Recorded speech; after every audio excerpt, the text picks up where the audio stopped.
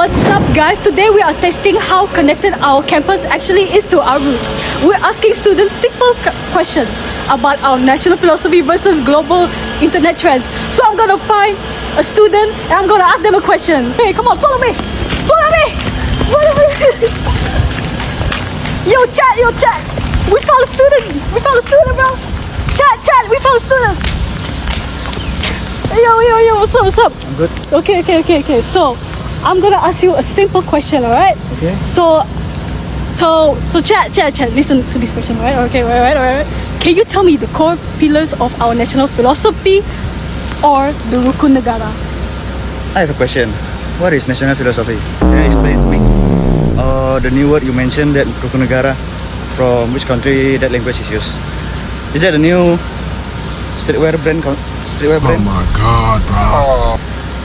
I don't know. Yo, chat. I don't think this he's not worth it to ask any question. Get out of here, bro. Get out of here. Chat, he's not good at anything. Man, look at this guy. This guy doesn't even know what Rukun Negara is, man. He's too locked in to the global consumerism, which is easily seeped into our Rukun Negara philosophy. So, Rukun Negara philosophy is actually the part where we have to grow our individual potential and actually support our local culture. But why is Rukun Negara is not as popular as the Western culture? Because the Rukun Negara is not as interesting, not as gamified, and let's say that Rukun Negara is actually being as a history, not an actual philosophy that actually helps our life in our life. So look at this guy. This guy does not understand, does not want to do anything, and does not want to apply the Rukun Negara philosophy in real life because he seems it as not trendy and not fun.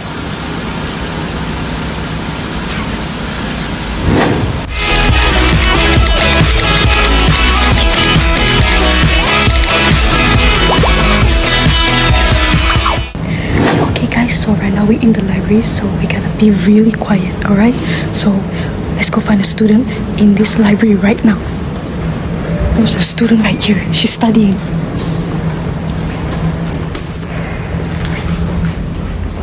Okay, alright. Hi. Sorry to bother you, girl. Alright. Okay, so I'm gonna ask you one question, alright?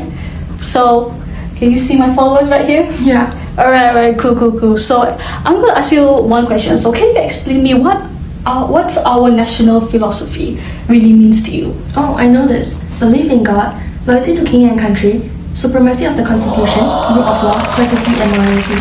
I actually have an exam on this in exactly 20 minutes. If I get an A, my GPA stays at 3.9. Okay, that's really awesome. That's so awesome, man. Okay, so how do you actually apply those values when you're around with your friends and dealing it with your life pressure, you know? Apply them? I don't apply them. I just memorize it so I can pass my test and delete them from my brain by tomorrow morning. I don't have time to live it. I just need to score it. We got another one here. Guys. What May is experiencing shows how our educational goals have been distorted. The Falsafah Pendidikan Kebangsaan clearly states that the education should develop balanced individuals who grow intellectually, spiritually, emotionally, and physically. But look at what is happening on campus. Holistic growth is often reduced to just a GPA. When emotional and spiritual values are taught only for exams and measured with multiple choice questions, students do not truly understand and practice these values. Instead, they just memorize them to pass the exam and forget it soon after.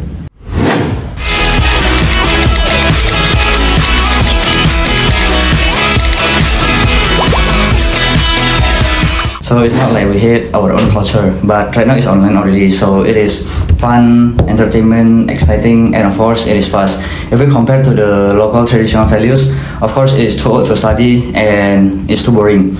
But our own institution told us to study the local or the traditional values one, but yeah, they don't want us to grow as an individual.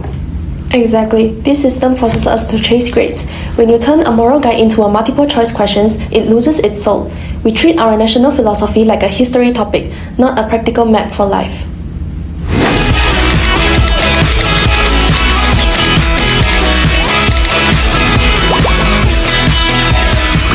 Alright guys, so basically I'm going to find May and Ryan to show them a TikTok video about philosophy. So come on guys, let's go. Okay you guys, so basically right now I'm going to show them a TikTok video. This TikTok video. Okay, please watch it. Okay. While they're watching it, I'm gonna talk right now. So philosophy doesn't have to be a boring lecture, you know? Like, look at this TikTok video right now that they're watching. And like this TikTok video, it really has edits of our music culture and also has the aesthetic transition.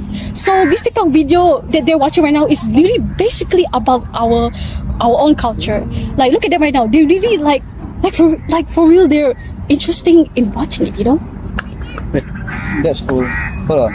You know, like the ones that wear drops I follow from London. That's actually clean. But now they added the local aesthetic.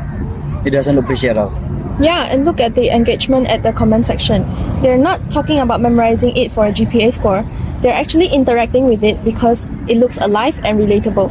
It makes philosophy a tool for self-expression and not a history topic. Yeah, so basically like globalization opens up a view of our world, while national philosophy keep us grounded. So basically these two help us to build a better future. So you see, the problem isn't that the new generation is lazy or unpatriotic, but it's a simple matter of translation. Traditional philosophies are often presented in ways that make them seem irrelevant, outdated, or even untouchable, instead of living frameworks in navigating modern life. In actuality, these philosophies are not just there to be memorized, but they are there to instill values to the people, to help them navigate and confront their real-world challenges. So, bridging the gap between traditional philosophies and the modern generation requires more than just simple exposure to these ideas, but we need to present them in ways that resonates with the reality of the new world. As you have just seen, social media provides a powerful way to facilitate these types of discussions. Instead of reducing these philosophical ideas as catchy slogans, these platforms can transform abstract ideas into relatable stories or narratives that are one, easy to understand for most people, and two, encourages reflection on these values by the viewers. So, guys like him does not want to do anything, does not want to understand, and does not want to do anything. Hey yo, what's up guys? Today we are testing how connected our campus actually is to our roots. We're gonna... Can I listen? Emotionally and physically. But look what is happening on campus. Holistic growth is often I can start now. So you see, the problem isn't that the new generation is lazy or unpatriotic, but it's a simple matter of translation. Ready when you are.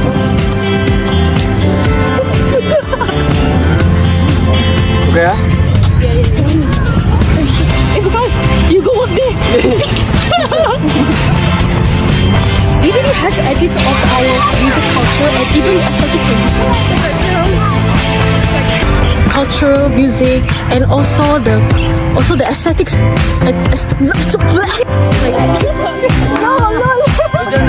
Jalan kan? Tinggal kita lihat mati.